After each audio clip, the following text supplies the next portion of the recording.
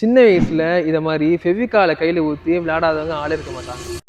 1959 வருஷத்துல Pidilite industries என்ற நிறுவனம் ஃபெவிகால்ன்ற ஆர்டிஃபிஷியல் கம் வந்து உருவாக்கிச்சு. அந்த நேரத்துல மக்கள் மத்தியில ஆர்டிஃபிஷியல் கம்முக்கு வந்து பெருசா வரவேற்பு கிடையாது. அதனால ஃபெவிகால் நிறுவனம் என்ன பண்ணுச்சுன்னா ஸ்ட்ராட்டஜியை மாத்தி அவங்க கார்பெண்டரை மட்டும் ஃபோக்கஸ் பண்ணி ஒரு திட்டம் போட்டாங்க. கார்பெண்டர்ஸ் ஃபெவிகால் யூஸ் பண்ணி அவங்க ப்ராடக்ட் வந்து உருவாக்கிய போது இது மக்கள் மத்தியில வந்து நீண்ட நாள் உழைச்சிச்சு. இதனால மக்களுக்கு வந்து கொஞ்சம் கொஞ்சமா நம்பிக்கை வந்து அதிகமாச்சு.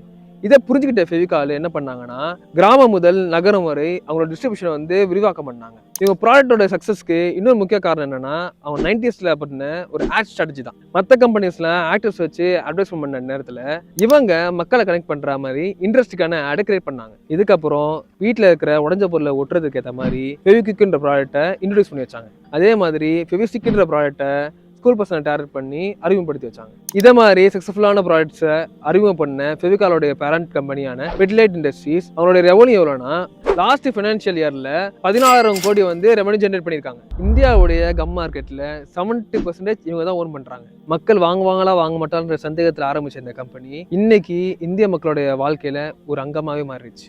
இந்த மாதிரி பிசினஸ் கண்டென்ட்டுக்கு நேட்டிவ் சேனலை ஃபாலோ பண்ணிக்கோங்க.